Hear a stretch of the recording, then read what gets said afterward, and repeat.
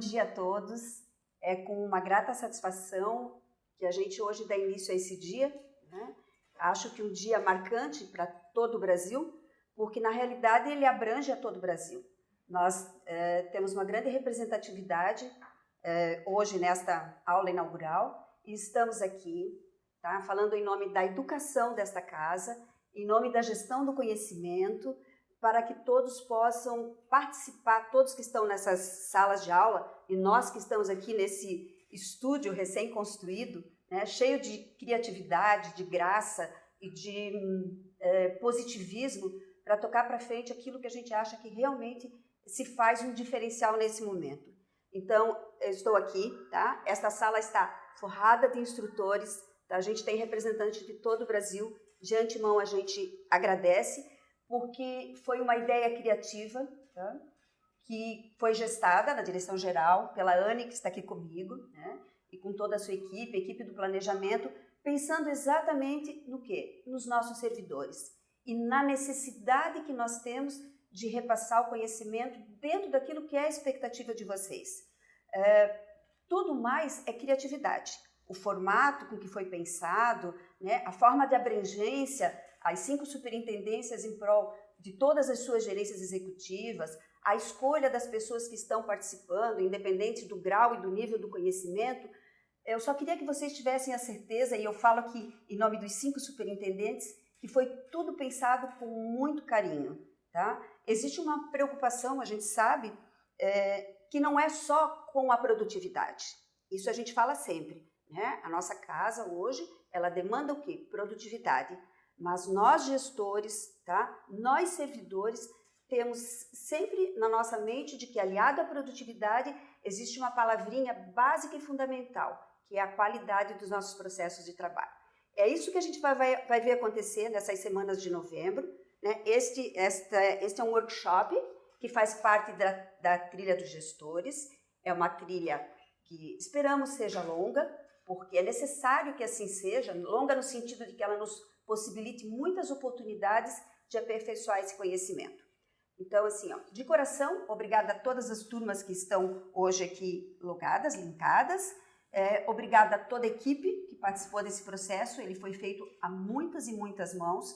Eu acho que isso tem um significado muito... Isso é um diferencial, né? São ideias criativas que se consolidam numa realidade e que envolvem muita gente e muita vontade. E representando toda a nossa direção geral, eu tenho a Anne aqui conosco, responsável pela parte da educação. Vou passar a palavra para ela. Aproveitem o dia, aproveitem as oportunidades e aproveitem essa modalidade de aula que nós temos certeza que vão nos dar muitos resultados. Sejam muito bem-vindos a esse fórum. Obrigada, Kátia.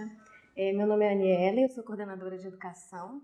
Quero desejar as boas-vindas a todos os nossos colegas que estão aí do outro lado, nos mais diferentes estados desse país.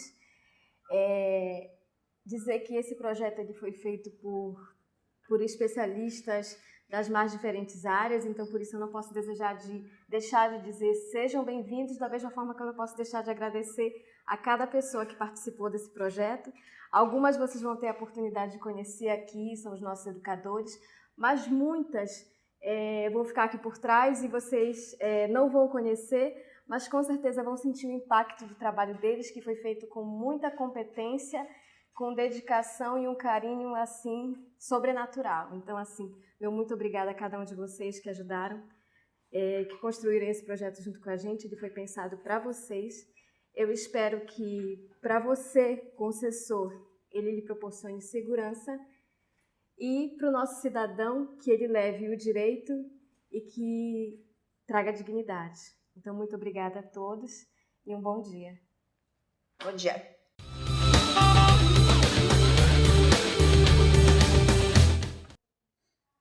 Pessoal, bom dia. Sejam bem-vindos ao workshop de análise rural e segurado especial.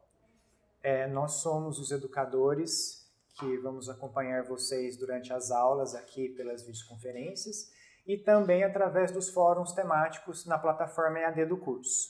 Tá? Meu nome é Luiz Ricardo e eu represento a Superintendência Regional Sudeste 1. Eu sou a Nicole e eu represento a Superintendência Regional Sul. Bom dia, eu sou Renato e represento a Superintendência Sudeste 2. Bom dia, eu sou Marcelo Caetano e represento a Superintendência Nordeste, a SR4.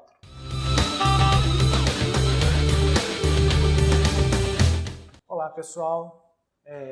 Eu vou começar com vocês a primeira parte da nossa aula, tá? Nós vamos tratar hoje dos conceitos iniciais, conceitos gerais a respeito do segurado especial e do trabalho rural, tá bom? Como essa é uma aula, nós temos algumas regrinhas de convivência, tá? Para tratar com vocês. Os microfones de todos, eles estão desligados, tá bom? Por favor, mantenham os seus celulares no modo silencioso. E se vocês tiverem perguntas a respeito do tema que está sendo tratado aqui na frente, por favor, enviem uma mensagem via WhatsApp para o número que eu vou colocar aqui na tela para vocês. Pessoal, vocês estão vendo aí o nosso slide aí com as boas-vindas. No cantinho esquerdo, na parte superior, tem um número de WhatsApp, tá? É o DDD 61 99 648 2290. As dúvidas que vocês tiverem sobre o conteúdo que nós vamos passar aqui, podem encaminhar nesse número, tá? Nossa equipe de apoio vai receber as perguntas, nós vamos tratá-las e vamos responder ao final de cada bloco da aula, tá bom? A nossa aula vai ser dividida em duas partes, tá? E entre elas nós teremos um intervalinho de 15 minutos, tá? Para vocês aproveitarem aí para tomar uma água, ir ao banheiro, dar uma relaxadinha, tá? Mas não extrapole esse tempo, tá? Para a gente poder aproveitar ao máximo aqui o nosso tempo juntos, tá bom? Bom, vamos começar então aqui com o nosso assunto. Nós vamos tratar do trabalhador rural e do segurado especial, conceitos gerais, tá? Todo o material aqui ele foi organizado para tratar com conceitos relevantes sobre o tema e para facilitar para vocês a consulta. O material que nós vamos utilizar aqui nas aulas por videoconferência e na plataforma EAD, ele foi organizado de uma forma para permitir a vocês ter uma fonte estruturada de consulta para vocês usarem durante o curso e depois também no dia a dia durante o trabalho de vocês. Nós vamos mostrar exemplos e alguns estudos de caso sobre os temas abordados aqui.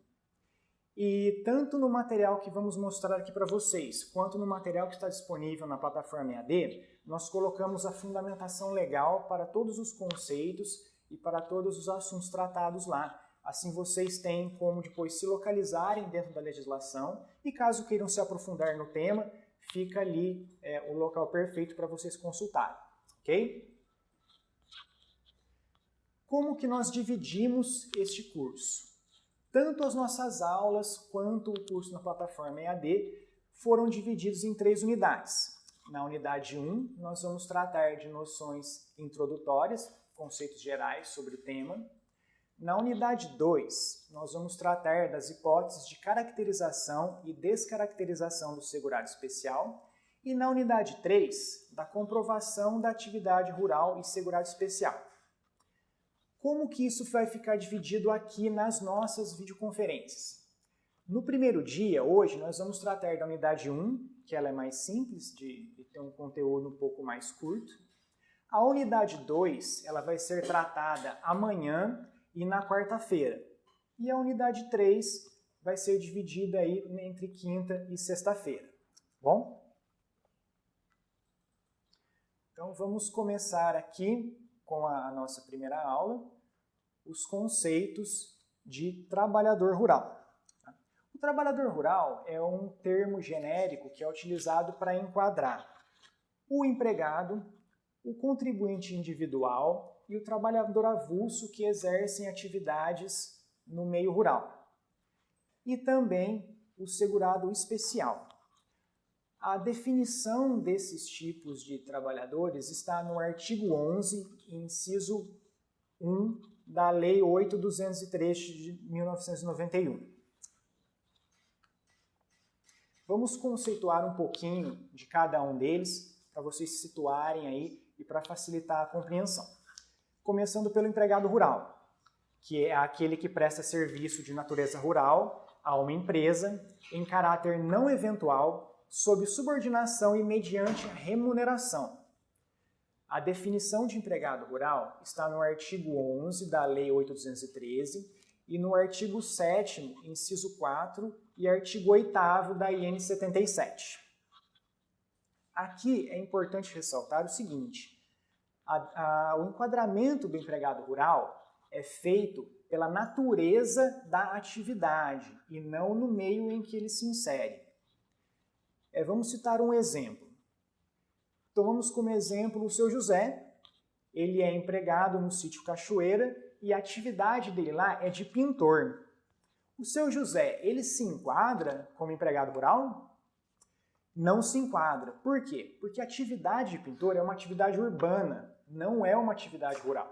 Mesmo ele estando executando essa atividade em um sítio, na zona rural, ele não vai ser enquadrado como empregador rural, e sim como um empregado urbano comum. Ainda falando sobre o empregado rural, nós temos uma ACP, que vocês estão vendo aí no slide, tá? Essa ACP ela é tratada no Memorando Circular Conjunto 41 de IRBEM, PFE e INSS, de 3 de novembro de 2014. E o que fala essa ACP? Essa ACP determina que o INSS enquadre como empregado rural aqueles trabalhadores que exercem a atividade de administrador de fazenda ou capataz e de tratorista no estado do Rio Grande do Sul. Isso é importante, que a ACP ela só abrange o estado do Rio Grande do Sul. Isso é muito importante para vocês, concessores que estão na SR3 trabalhando na SEAB e para aqueles que participam do BEMOB, tá bom? E o cargo de serviços gerais, quando vem lá na carteira, como é que fica, como a gente enquadra esse cara? Tá? A situação dos serviços gerais, se não houver já a informação no CNIS de que se trata de uma atividade rural, o INSS deve oportunizar a esse requerente todos os meios legais e normativos disponíveis para que ele comprove o exercício dessa atividade em meio rural e assim nós possamos enquadrá-lo como empregado rural. Tá bom? Continuando aqui, vamos falar um pouquinho do contribuinte individual, que é aquele que presta serviço de natureza rural, em caráter eventual, a uma ou mais fazendas, sítios, chácaras ou a outro contribuinte individual, em um mesmo período ou em períodos diferentes, sem a relação de emprego. Essa definição ela está no artigo 11, inciso 5, a linha G da Lei 8.213 e no artigo 20, inciso 21 da IN 77. Alguns exemplos do contribuinte individual rural são o safrista, o volante, o trabalhador eventual, o temporário ou o boia-fria. Tá? E a análise desse tipo de contribuinte vai depender da forma da prova apresentada, do mesmo jeito que é feito com o trabalhador urbano. Aqui nós temos uma curiosidade a respeito do contribuinte individual. Na definição, fala-se daquele trabalhador que presta serviço a uma fazenda, sítio ou até outro contribuinte individual. Mas e aquele que trabalha de forma autônoma, que trabalha sozinho? Ele não vai ser o contribuinte individual, ele vai ser o segurado especial, propriamente dito. Temos também, dentro dessa categoria, o trabalhador avulso, que é aquele que, sindicalizado ou não, presta serviço de natureza rural a diversas empresas sem vínculo empregatício e com a intermediação obrigatória do sindicato da categoria. Como exemplo, nós temos os ensacadores de café, cacau, sal e similares. A definição do trabalhador avulso está no artigo 11, inciso 6 da Lei 8.213 de 91 e no artigo 9º, inciso 6, a linha E do Decreto 3.048 de 99. Agora vamos falar um pouquinho do segurado especial, que é aquele que é produtor rural e o pescador artesanal ou a este assemelhado desde que exerçam a atividade rural individualmente ou em regime de economia familiar, ainda que com auxílio eventual de terceiros. Essa definição ela está no artigo 11, inciso 7 da Lei 8.213 e nos artigos 33 e 40 da IN 77.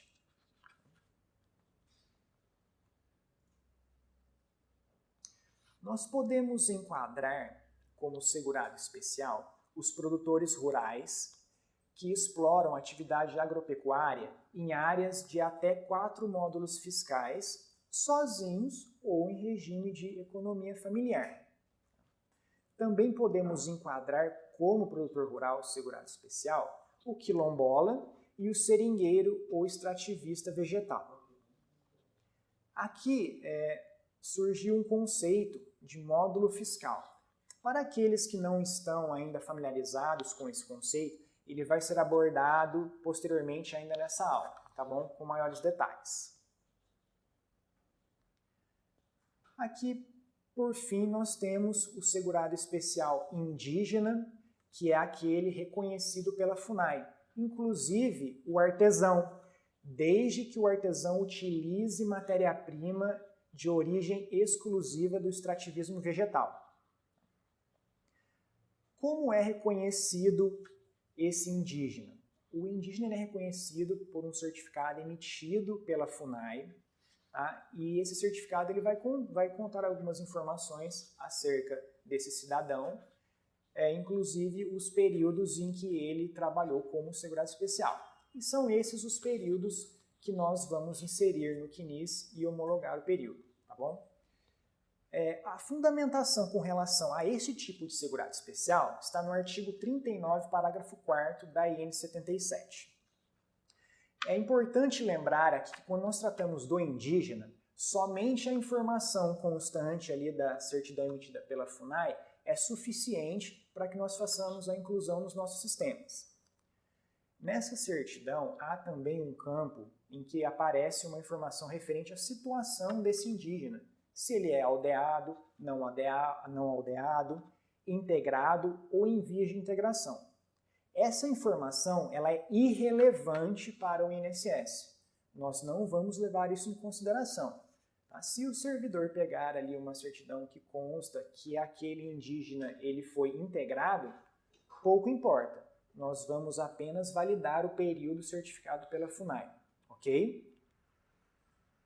Pessoal, lembrando sempre, tá, na questão das perguntas, vocês podem enviar aí para o número do WhatsApp que está na tela, tá? Está aparecendo aí o slide para vocês, no cantinho superior esquerdo. Vou repetir o número aí, caso esteja difícil aí de verificar na tela.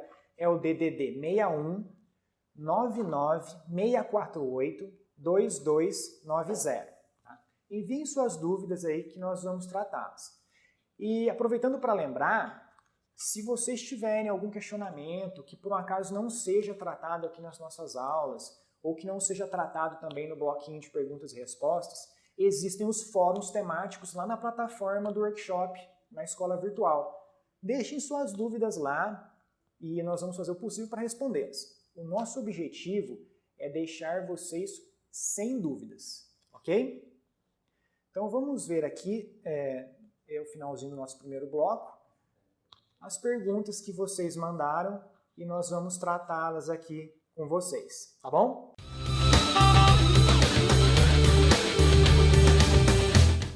Olá, gente. Nós recebemos algumas questões aqui durante a minha exposição e a nossa colega Nicole aqui trouxe aqui para nós tratarmos com vocês, tá bom? Oi, turma.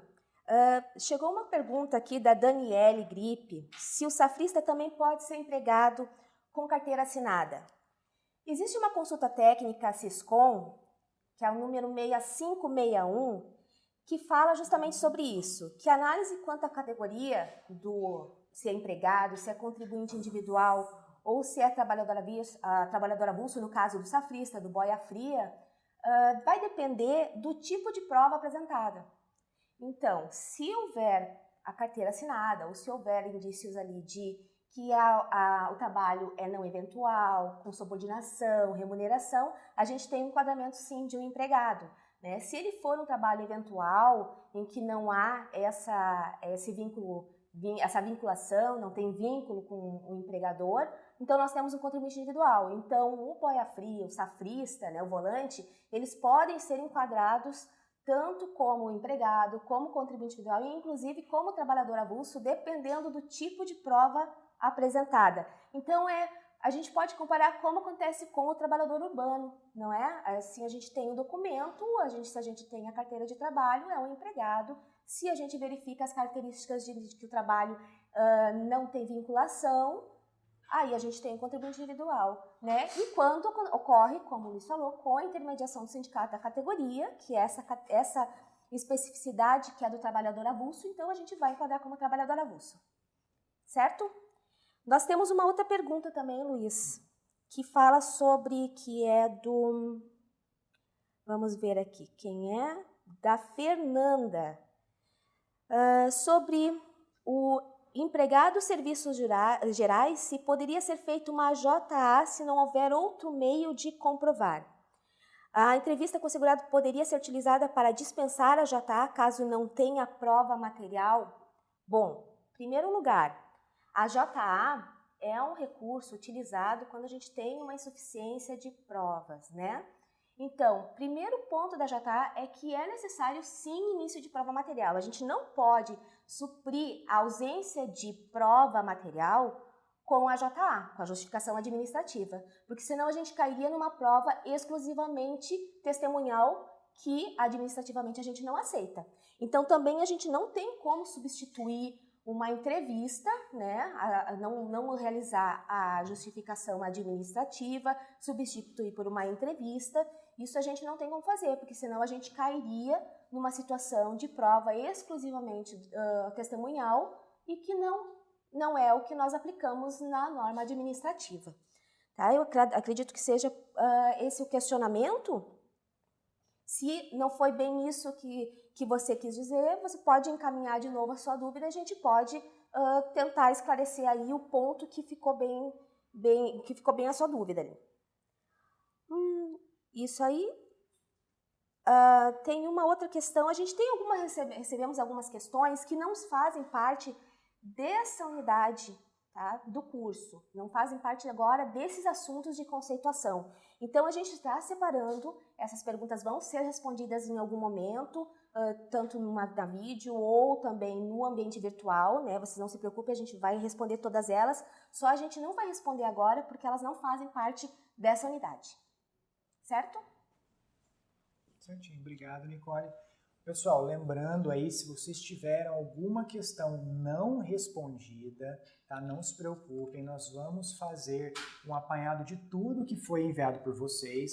Nós faremos as respostas e depois vamos disponibilizar ao final do curso um compilado com todos os questionamentos e todas as respostas e vamos disponibilizar na plataforma, tá bom?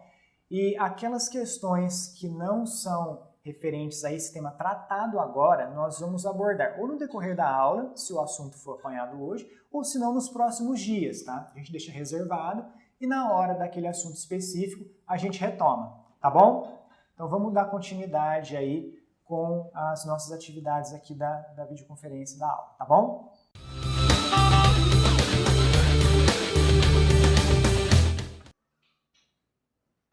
Bom, pessoal, a gente vai continuar então com o conteúdo, né? Vamos passar. Põe um slide pra gente. Nós vamos tratar agora sobre conceitos e formas de exercício da atividade rural, tá? Então, nós temos lá.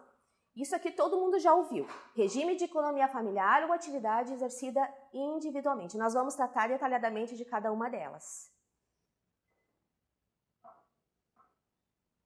Regime de economia familiar. Volta para mim, por favor.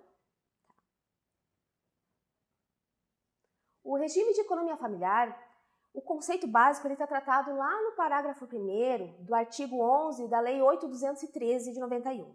E aí ele diz o quê? Que entende-se como regime de economia familiar a atividade, né, quando os membros do grupo familiar é indispensável à sua subsistência, ao seu desenvolvimento socioeconômico, é exercido em condições de mútua dependência e colaboração, sem a utilização de empregados permanentes. Esse é o conceito básico tratado na lei, né? O decreto 3048, que aprovou o regulamento da Previdência Social, traz o mesmo conceito, né? E aí nós temos um diferencial na instrução normativa, que não, claro, que ela não diverge desse conceito, mas ela vai além.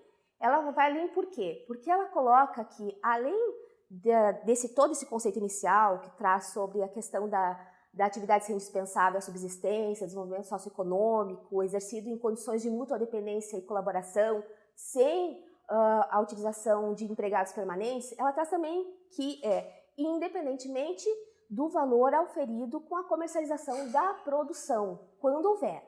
Então, ela traz essa explicação um pouquinho mais detalhada, né? Então, primeira coisa, a gente tem que saber qual é o conceito básico, e aí a gente vai trabalhar detalhadamente agora cada um desses elementos que formam esse conceito, porque a gente verifica que às vezes a gente erra não por uma questão mais complexa, e sim por causa do entendimento desse conceito, né, que é básico, e a gente precisa saber exatamente o que trata cada um desses detalhes. Então, vamos lá. Pode pôr para mim o slide? O trabalho dos membros do grupo familiar é indispensável à sua subsistência e desenvolvimento socioeconômico. O que quer dizer isso?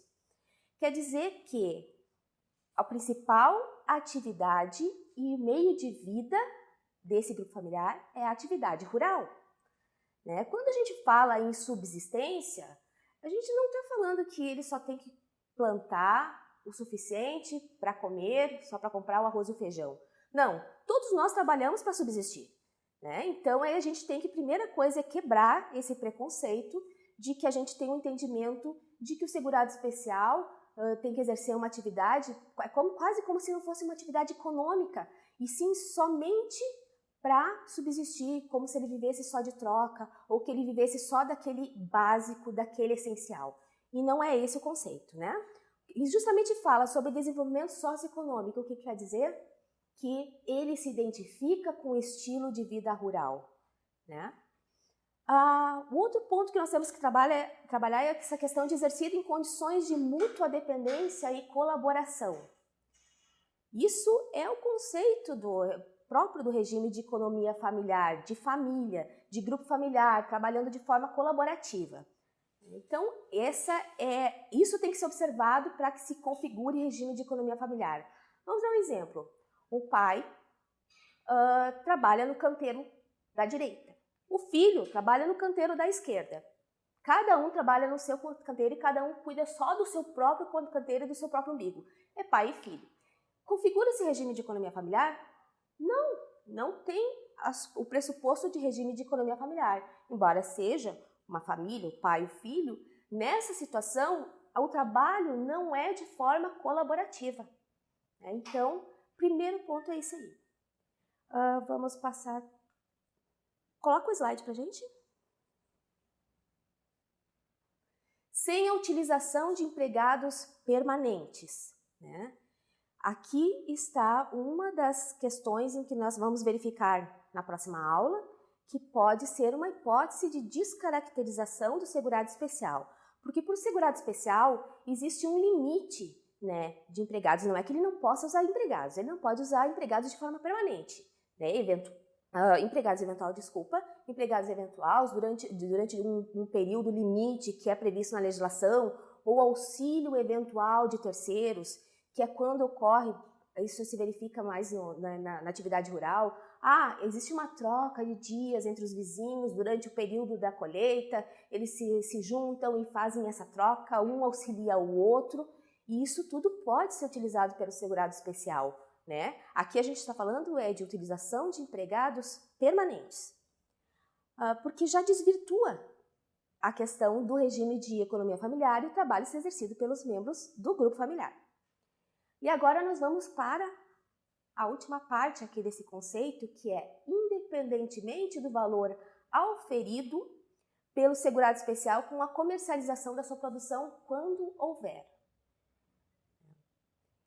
aqui, existe um mito de que segurado especial tem que ser pobre. Não existe uma maneira fácil de falar isso, existe esse mito. Isso é verdade? Não. O segurado especial, ali a gente não vai verificar o valor auferido, nós não vamos ficar verificando se o que ele vendeu é R$3, é 300 mil, é 3 milhões. Isso não nos compete, isso não é o que tem que ser verificado. O que nós vamos verificar são as outras condições de trabalho, de como é que esse trabalho se dá, se não há outras hipóteses de descaracterização. O valor auferido com a produção não é um fator descaracterizante. Ah, mas ele apresentou uma nota de R$400 mil. Ele não pode ser segurado especial. Pode, se ele não exercer a atividade por meio de empregados permanentes, se ele não ultrapassar nenhum limite previsto na legislação, né, que a gente vai tratar isso tudo nas próximas aulas. Se ele não incorreu em outra hipótese de descaracterização, ele continua sendo um segurado especial, mesmo que o valor que ele aufere com a comercialização da produção seja elevado. Então, a gente encerra o conceito de regime de economia familiar aqui. Vamos seguir. Pode pôr o slide para mim? Atividade exercida individualmente. Então, quando a gente não verifica esses pressupostos do regime de economia familiar, nós dizemos que a atividade é exercida individualmente, né?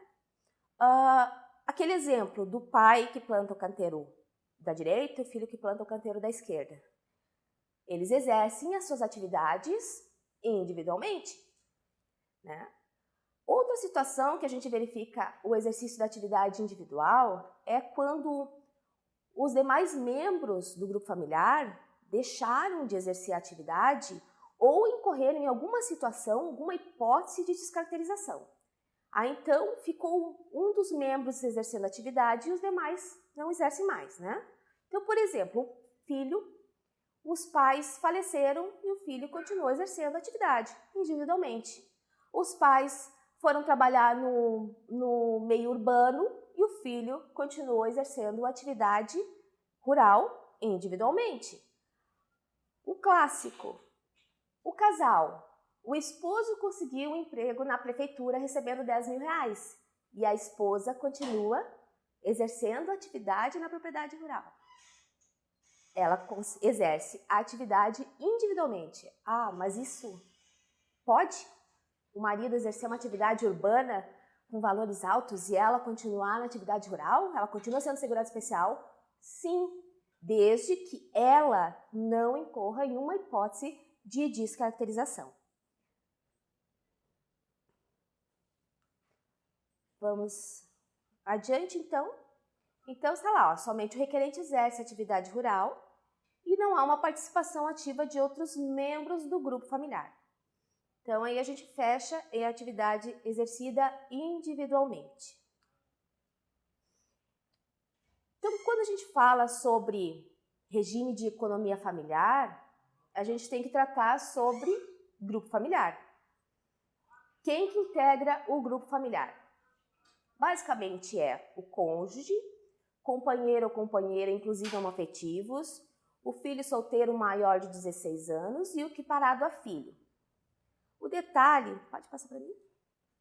O detalhe é que uma coisa é o grupo familiar e outra coisa é o grupo familiar de segurado especial, que também são enquadrados como segurados especiais. Para que eles sejam também enquadrados como segurados especiais, eles devem ter participação ativa nas atividades do grupo familiar.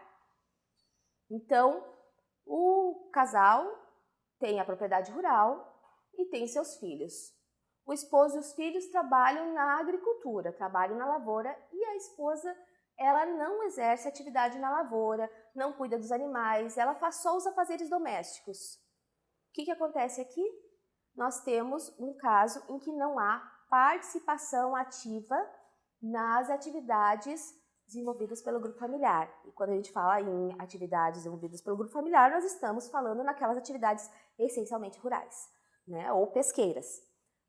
Então, essa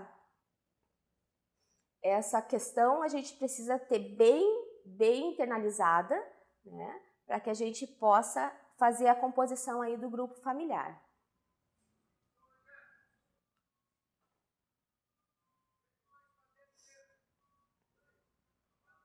Quem não integra o grupo familiar, então? Os filhos casados, os filhos separados, os divorciados ou viúvos, os filhos que vivem ou já viveram em união estável, inclusive homoafetivos. Para não esquecer, não tem devolução. Casou, não tem devolução, não devolve para o grupo familiar original. Tá? Você pode ter separado, pode ter divorciado, pode ter ficado viúvo, não devolve para o grupo familiar original.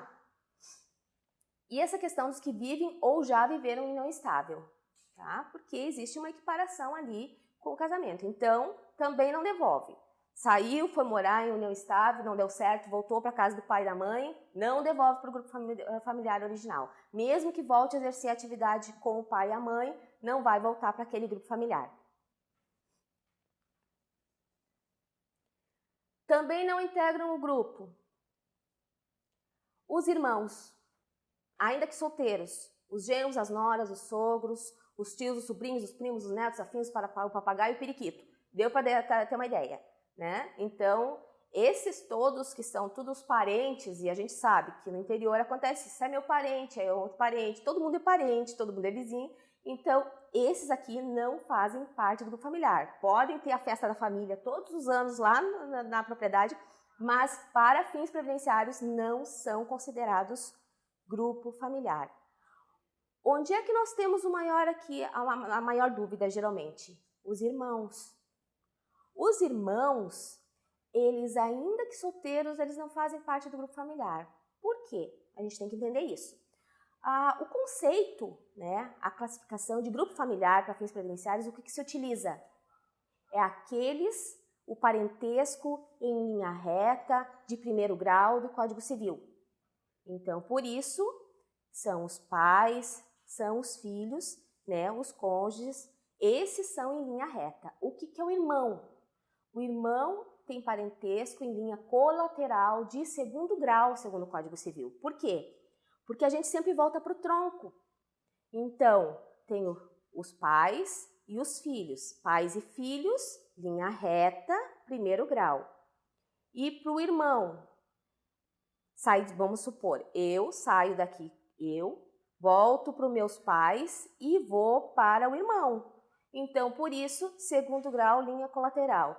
É o mesmo conceito utilizado para os benefícios devidos aos dependentes. Pensão por morte, auxílio reclusão, são aqueles dependentes do primeiro grupo, né?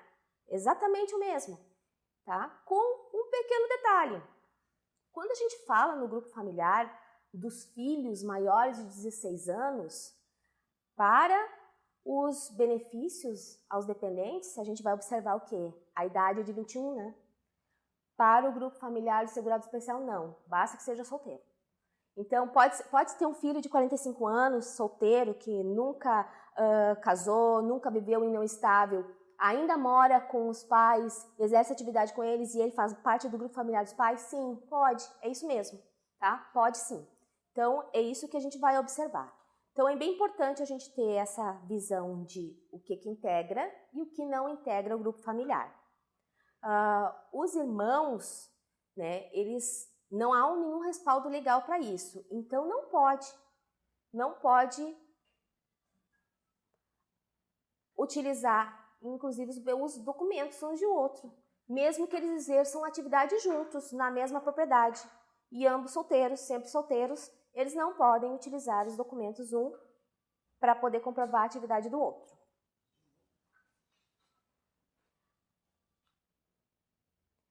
Vamos falar agora um pouquinho sobre a situação de estar o cônjuge ou companheiro num lugar incerto, não sabido, decorrente do abandono do lar, se isso prejudica de alguma forma ou não.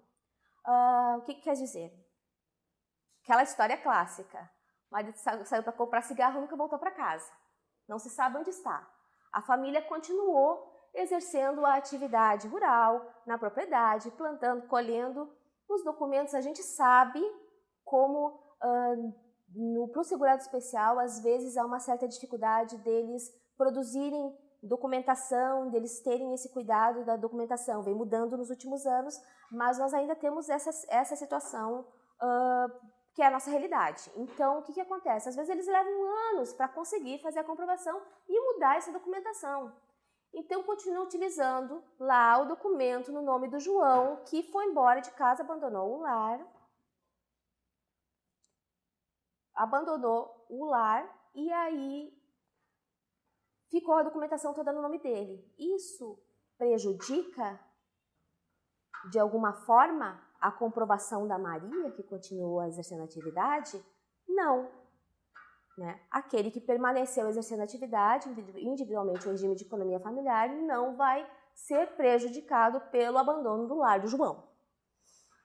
Isso está tratado lá na AIN, tá? Lá no artigo 39, no parágrafo 1º, no inciso 2º do parágrafo 1º da AIN, lá dizendo sobre essa questão da situação do estar o cônjuge ou companheiro num lugar incerto ou não sabido.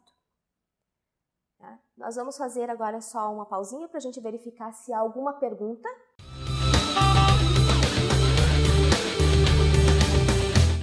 Olá pessoal, sou Marcelo e trouxe aqui o bloco de perguntas sobre o que a Nicole acabou de apresentar para vocês, regime de economia familiar e a questão da atividade individual. Nós estamos aqui com um monte de perguntas, né? Tiveram algumas perguntas, nós compilamos umas perguntas com outras. Vamos começar aqui com umas 2 perguntinhas que foram do bloco anterior e uma pergunta mais técnica.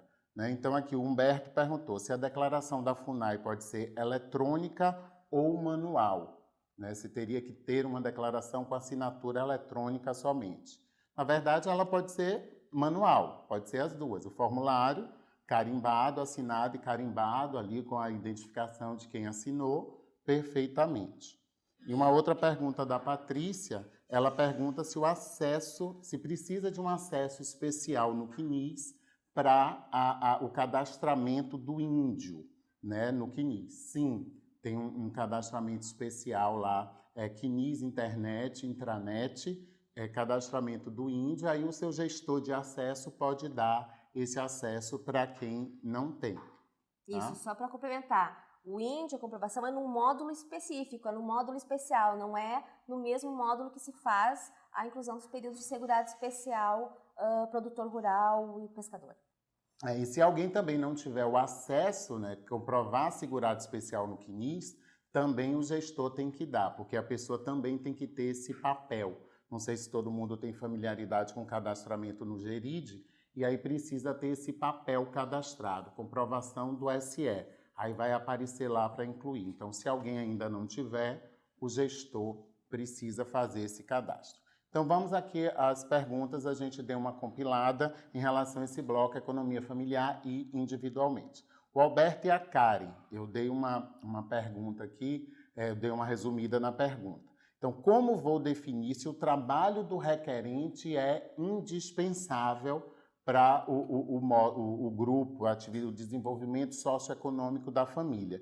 E também, Nicole falou em relação ali, fez uma metáfora que os pai e filhos trabalhavam 2 canteiros do lado, aí a pergunta veio também, como que a gente vai definir em qual canteiro eles trabalham?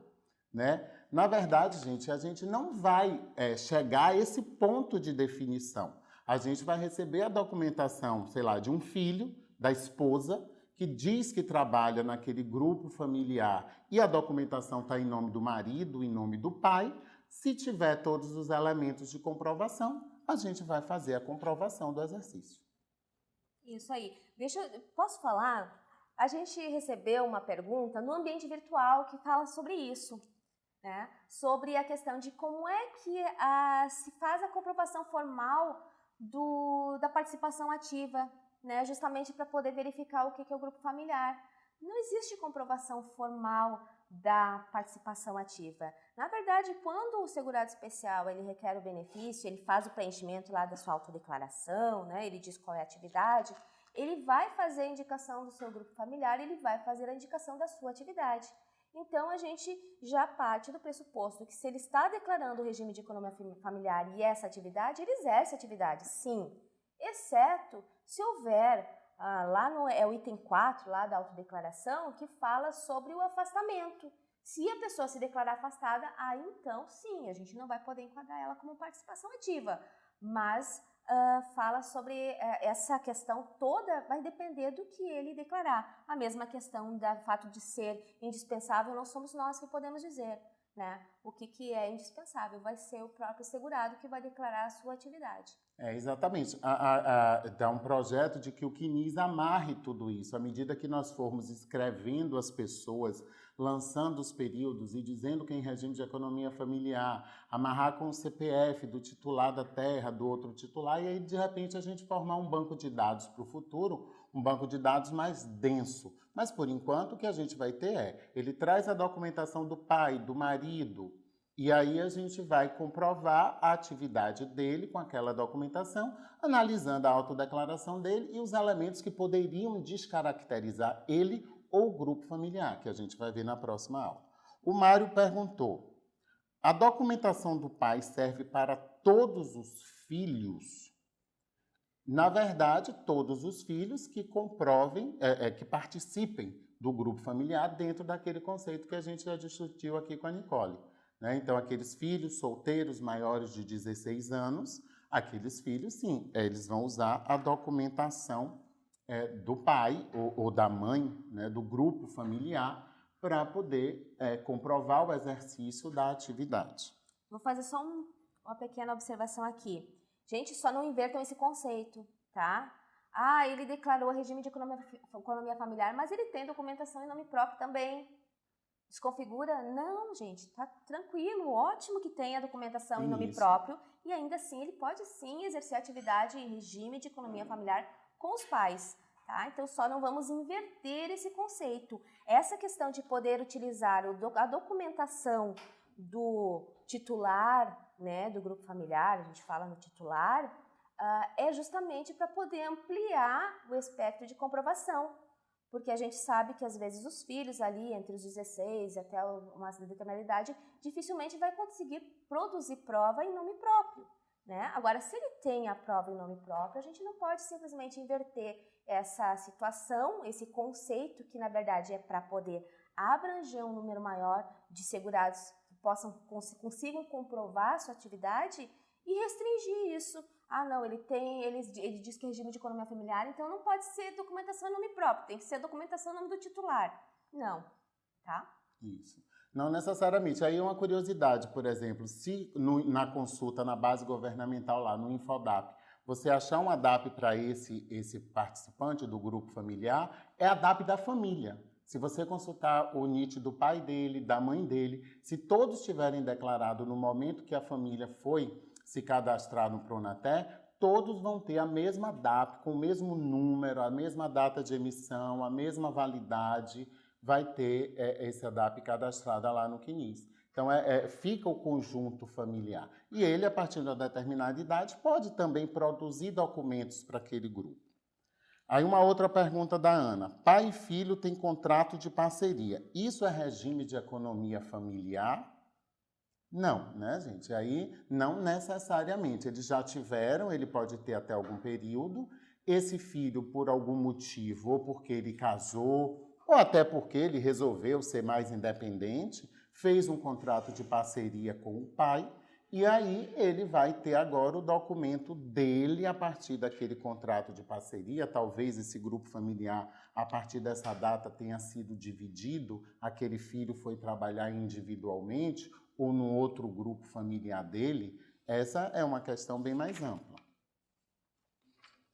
Aqui chegou uma pergunta que é bem interessante, foi do Rômulo. O segurado declara que exerceu atividade individualmente, ele é casado, a esposa dele é médica e tem salário de R$20 mil. Rômulo não, esse rapaz aí que o Rômulo conhece se deu bem, né? A esposa tem um salário de R$20 mil e é médica. Então, ela vai conseguir orientar Rômulo o marido dela, a não ter problemas de pele, trabalhando como segurado especial, vai acompanhar, ele está bem assistido aí. Agora, descaracteriza o rapaz lá? Não. Inclusive, a gente tem uma questão aí bem pontual. Ele até declarou que é individual, E o outro cônjuge ter um exercício de atividade, ele não, de uma outra atividade, não descaracteriza necessariamente o cônjuge que permanece exercendo a atividade. Foi aquilo que Nicole falou da questão da subsistência, que a gente já comentou aqui, que é a grande questão. A gente fala muito, pensa em subsistência, em valor, em dinheiro. Então, se já tem aqui a esposa ganhando 20 mil, ele não está em subsistência. Mas a subsistência não é escambo, tá, gente? A gente não vive mais na era do escambo, na era da troca. Isso até acontece. Alguém planta uma mandioca, o outro planta um pepino e aí trocam. Mas não estamos mais nessa época, né? As pessoas vendem para pagar água, luz, um celular pré-pago, vendem para tudo isso. Então, a gente não pode descaracterizar nessa condição. A Mônica perguntou, documento do irmão serve para comprovação da economia familiar do outro irmão? Não, foi o que nós conversamos. Né? Não existe esse respaldo legal para que a gente possa utilizar a documentação de um irmão para o outro irmão. Isso não existe por causa daquela questão dos dependentes, né? De que como é que a gente relaciona o grupo familiar, que a gente vai utilizar o mesmo critério utilizado na pensão por morte. E a última pergunta do bloco, para terminar, o Marcos perguntou, a pessoa é casada, documentalmente a gente sabe que é casado, tem família, e ele se declara como exercício de atividade de forma individual. Se isso pode ser, se ele pode exercer essa atividade individualmente. Sim. Se ele somente exerce essa atividade, né, e mesmo casado, o cônjuge exerce outra atividade, não há nenhum impedimento de que ele ainda assim se caracterize como segurado especial, desde que, claro, se observe os critérios e os requisitos previstos na legislação. O fato de estar casado com uma pessoa que não é segurado especial, né, isso não vai implicar em nenhum tipo de prejuízo para essa pessoa. E até a gente lembrando que tem uma passagem lá na legislação, está na IN, que, por exemplo, um cônjuge em lugar incerto não descaracteriza o outro da condição de segurado especial, por exemplo. Mesmo que a documentação esteja em nome daquele cônjuge lá assumido. Então, a gente precisa separar a questão dos conceitos e a questão dessa comprovação que a gente vai fazer para cada um individualmente, embora seja um regime de economia familiar, ou individualmente, se ele está dizendo que essa atividade ele exerce de forma individual. Deixa eu ver se tem alguma pergunta. Aqui, chegou mais uma também do Humberto. Se o segurado declarar que exerce atividade individualmente, a documentação deve ser em nome próprio ou poderá apresentar em nome dos pais ou cônjuge? Se a atividade é exercida individualmente, a gente não tem a configuração de regime de economia familiar, a documentação tem que ser em nome próprio. Aí, mais uma vez, lá um cônjuge ganhando 30 mil reais aqui. Já que o cônjuge não descaracteriza o regime de economia familiar... Peraí que o telefone tocou, gente.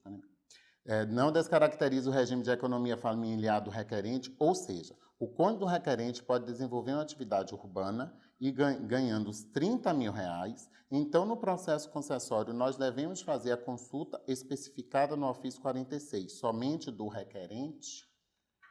Exatamente, esse cônjuge, ele não exerce a atividade de segurado especial. Esses cônjuges de vocês estão bem, inclusive, ganhando 30 mil. Aí eu acho até que o segurado vai querer ficar em casa, porque eu ficaria.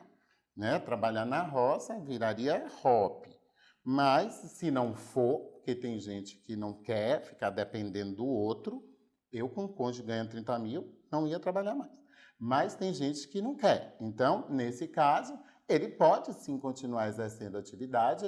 O que tem no ofício 46 da comprovação, a gente vai fazer daquele que exerce a atividade. Aquele cônjuge, ele não exerce a atividade. Mas se a documentação, ainda assim, estiver em nome do cônjuge que recebe os 30 mil reais, a gente vai ver como adequar. Uma DAP, por exemplo, não vai ter, porque ele não vai participar do Pronaté, porque ele não exerce atividade rural. Então, vai ter um documento. E a terra foi comprada pelos dois.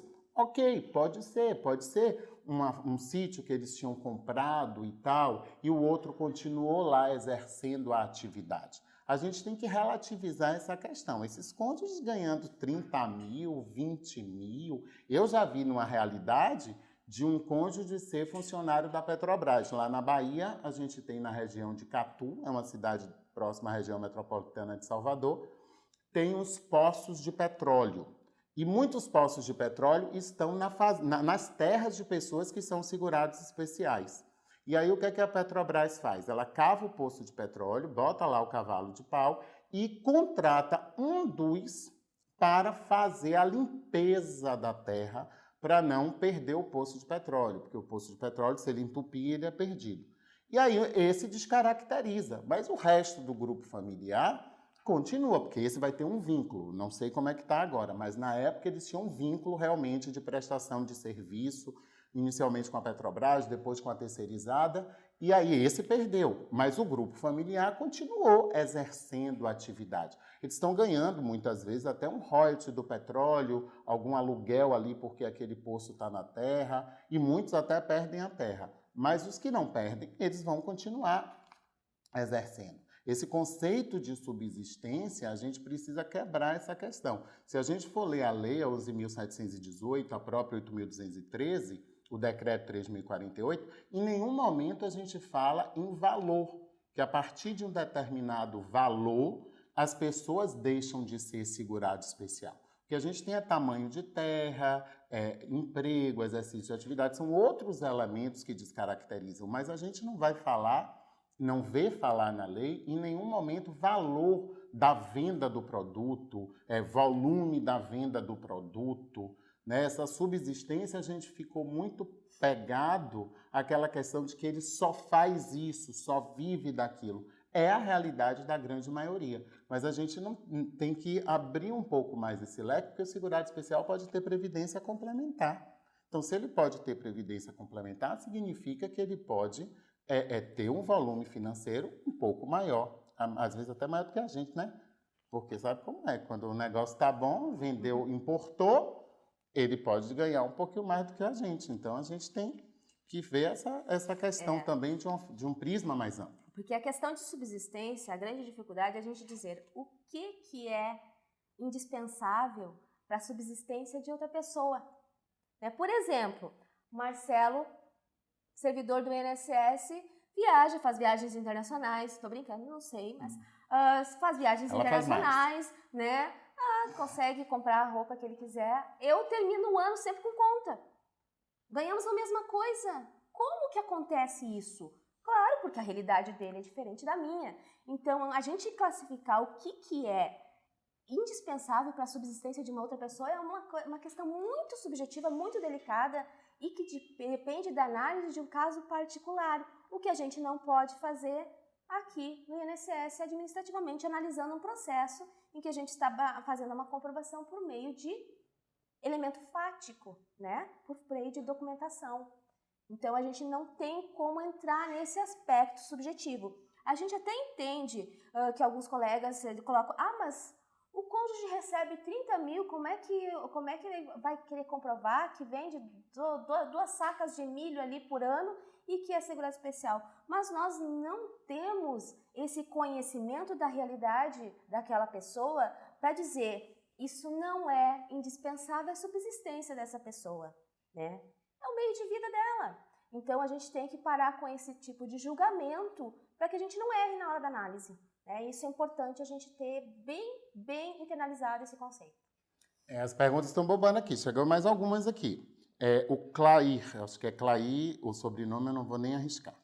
Pessoas de grupo familiar diferente podem utilizar o mesmo documento? Exemplo, o filho forma novo grupo familiar, mas consta seu nome no bloco de vendas de produtos junto com seus pais.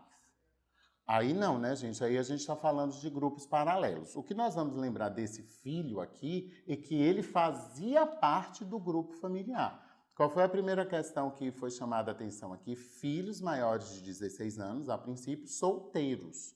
Quando eles casam, eles formam um novo grupo familiar. Então, se nessa transição ele tem esse bloco de notas que está em nome dele, tal, aí a gente tem que fazer também uma análise sobre o caso concreto, porque pode ser nesse momento de transição, pode ser uma situação em que a família ainda não se percebeu dessa necessidade, porque muita gente não tem essa noção. O filho casou, constituiu união estável, ele forma um novo grupo familiar e aí ele precisa ter inicialmente documentos próprios, mas ele ainda pode em algum momento, se ele está trabalhando na terra dos pais, na terra continuou ali, ele no novo grupo familiar, ele vai ter essa documentação correlata para fazer essa comprovação. Uma outra pergunta também aqui, cadê? Fernanda, sugiro que seja elaborado sobre essa ideia inicial para considerar o rural 16 anos. Não, foi o que a gente falou aqui, que Nicole falou aqui. A gente tem os 16 anos, que é aquela previsão da lei, mas tem a ACP da idade que a gente vai tratar mais adiante, que aí a gente vai discutir essa questão. Justamente a Fernanda também tocou na ACP, né, as idades de 14, 12 anos, e tem coisa mais séria, Fernanda, se prepare, porque tem gente nascendo segurado especial. Nicole depois conta. O Tanilson. Sobre o companheiro, tem que provar a união estável ou as próprias provas já são consideradas para caracterizar a união? E contam também como provas do grupo? A união estável tem que ser comprovada. É possível utilizar documentos, por exemplo, existe um contrato de comodato em que constam os dois que vivem em união estável no contrato. Serve também como prova de união estável? Sim.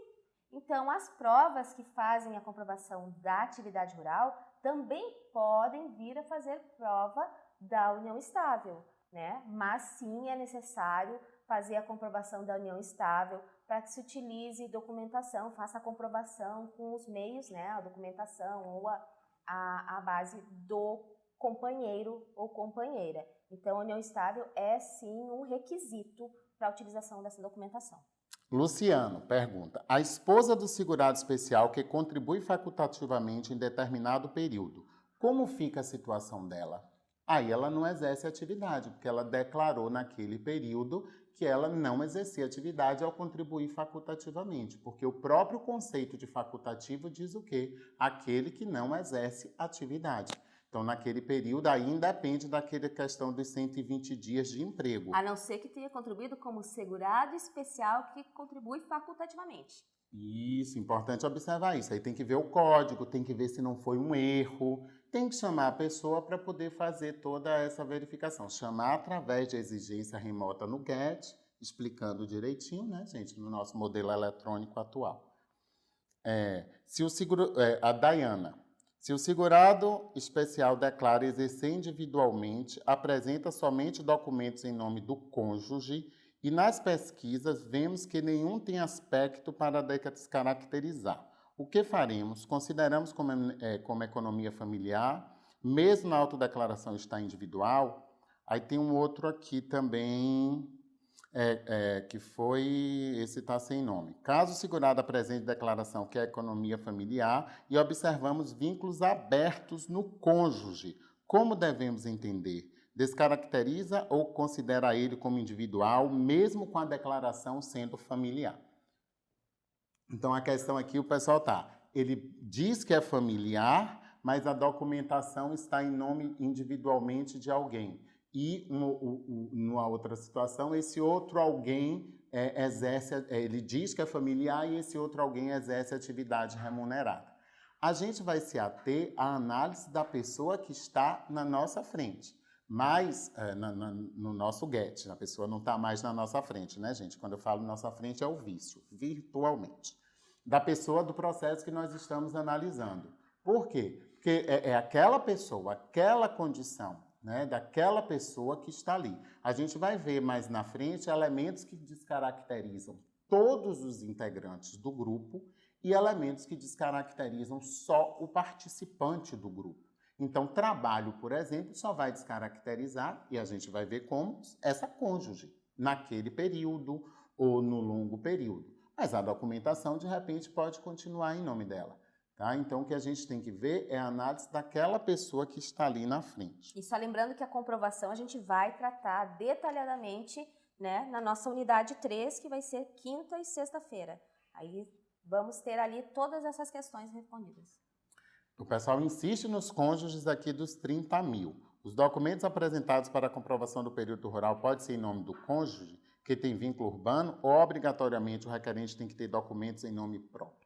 Por exemplo, a terra pode ser em nome dos dois, mas algum outro documento, uma base governamental, aí está em nome daquele que exerce a atividade rural. Porque esse cônjuge, ele pode até ser que ele participe lá no cadastramento, que é uma questão que vai além do INSS. Né? Como é que se faz o cadastramento no Pronater, não é necessariamente, não é uma competência do INSS. A gente não sabe e nem precisa estudar esses critérios, porque a gente, por exemplo, vai consultar no Infodap e vai achar uma DAP ou não. Se ela não tiver, a gente parte para solicitar os documentos de comprovação. Aí, de repente, a terra está em nome dela e ela está descaracterizada. A gente pode precisar de um elemento em nome dele para ver essa permanência do exercício da atividade. Tá, gente? Então, a gente também, sempre a gente tem que relativar e tem que analisar o caso concreto. Mais outro. Não parou agora, hein? Já avançamos no intervalo aqui, tá? A gente vai fazer mais essa, e aí a gente vai parar um intervalo de 15 minutos, e aí no retorno a gente pode continuar respondendo essas perguntas. Então, aqui, segurado com o objetivo de... Leonete. Segurado com o objetivo de provar período rural como filho solteiro, apresenta certidão de nascimento dos irmãos nascidos após ele, onde consta que seu pai é agricultor. Objetivo de provar que o pai era agricultor e, sendo ele filho solteiro, à ocasião, pertencente ao grupo familiar. Teria o tempo? Comprova? A gente tinha discutido isso esses dias, não foi? Sobre a certidão dos irmãos. A certidão do irmão, isso também a gente vai discutir prova documental, tá, gente? Mas a certidão do irmão, só para adiantar, para a gente linkar com essa questão do irmão. A certidão do irmão não está trazendo a atividade do irmão, está trazendo a informação da atividade dos pais. Né? Então, ali o que está sendo comprovado é a atividade dos pais. Então, a gente não pode fazer essa aplicação na questão do irmão. Não é um documento que está comprovando a atividade do irmão, e sim dos pais. Exatamente, essa é a diferença. O documento em nome do irmão não serve para o irmão. Mas essa certidão que é do irmão comprova a atividade dos pais daquele outro irmão. Entendeu? É muito irmão na jogada, mas deu para entender, eu acho, né? Que a gente está falando dos pais do irmão pelo irmão.